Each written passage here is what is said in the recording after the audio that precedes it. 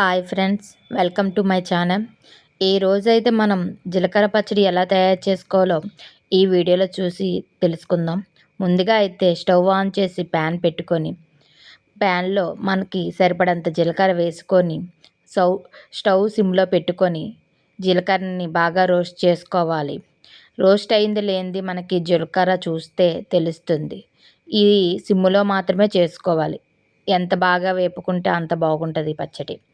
నేనైతే ఎండుమిరపకాయలు వేసుకుంటున్నాను.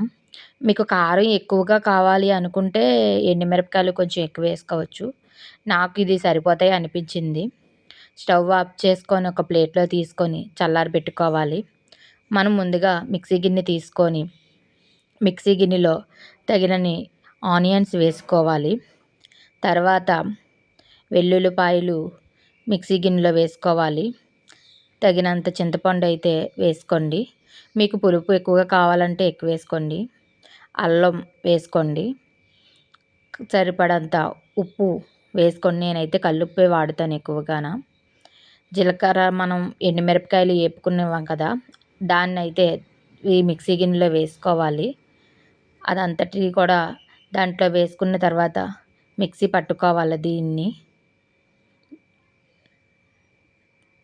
మళ్ళీ స్టవ్ ఆన్ చేసుకొని ప్యాన్ పెట్టుకొని ఆయిల్ వేసుకొని, ఈ పచ్చడికి నువ్వుల నూనె అయితే చాలా బాగుంటుంది. బాలింతలు కాబట్టి నువ్వుల నూనె వేసుకుంటే మంచిది. నా దగ్గర లేదు, అందుకని నేను మామూలుగా సన్ఫ్లవర్ ఆయిల్ వేసుకున్నాను. ఆయిల్ ఎక్కువగానే పడుతుంది. కరివేపాకు వేసుకొని బాగా వేపుకోవాలి.